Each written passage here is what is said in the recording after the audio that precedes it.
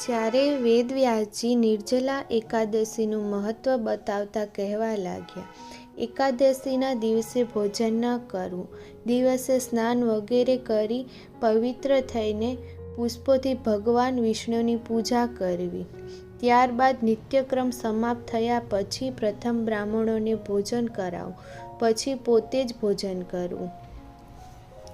આ સાંભળી ભીમસેન બોલ્યા, પરમ પિતામહ, મારી વાત સાંભળો. રાજા યુધિષ્ઠિર, માતા કુંતી, દ્રૌપદી, અર્જુન, નકુલ અને સહદેવ આ બધા એકાદશીના દિવસે ક્યારેય ભોજન નથી કરતા. એને મને પણ તેઓ હંમેશા એ જ કહે છે, ભીમસેન, તમે પણ એકાદશીના દિવસે ભોજન ન કરો.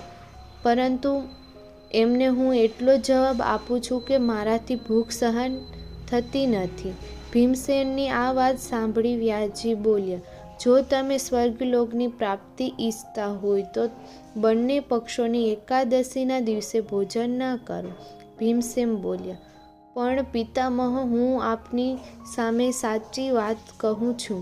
એકવાર ભોજન કરીને પણ મારાથી વ્રત નથી કરાતું, તો પછી ઉપવાસ કરીને હું કેવી રીતે કરી શકું? મારા ઉદરમાં વૃક્ર નામનો અગ્નિ સદાય પ્રજ્વલિત રહે છે. આથી જ્યારે હું વધારે ખાઉં છું ત્યારે જ એ શાંત થાય છે.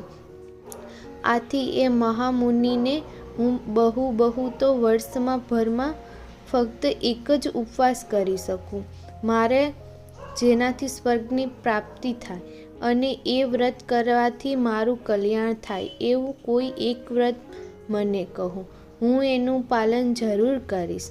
વ્યાસજીએ કહ્યું, ભીમ, જેઠ મહિનાના સૂર્ય વૃષભ રાશિમાં હોય અથવા મિથુન રાશિમાં શુક્લ પક્ષમાં જે એકાદશી આવે એનું અત્યંત પૂર્ણ નિર્જળા વ્રત કરવું. ફક્ત કોગળા અથવા આચમન કરવા માટે જ મોંમાં જળ નાખી શકો છો. આ સિવાય કોઈ પ્રકારનું જળ પુરુષ મોંમાં ન નાખવું, અન્યથા વ્રતનો ભંગ થઈ જાય છે.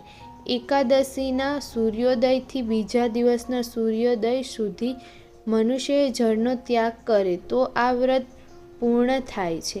ત્યારબાદ પ્રભાતકાળમાં સ્નાન કરી બ્રાહ્મણોને વિધિપૂર્વક જળ અને સુવર્ણનું દાન કરવું. આ પ્રમાણે બધા કાર્ય પૂરા કરીને પુરુષે બ્રાહ્મણો સાથે ભોજન કરવું. વર્ષભરમાં જેટલી એકાદશીઓ આવે છે એ બધીનું ફળ મનુષ્યને નિર્જલા એકાદશીના વ્રતમાં પ્રાપ્ત કરી લે છે. શંખ, ચક્ર, ગદા ધારણ કરનાર ભગવાન વિષ્ણુ મને કહ્યું છે કે જો માનવ બધું છોડીને એકમાત્ર મારા ચરણે આવી જાય અને એકાદશીના દિવસે નિરાહાર રહે તો આ બધા પાપોથી છૂટી જાય છે. આ સાંભળીને ભીમસેને પણ આ શુભ એકાદશીનું વ્રત કરવાનું શરૂ કરી દીધું. ત્યારથી એ પાંડવ અને એકાદશી કે ભીમ 11 નામથી ઓળખાય છે.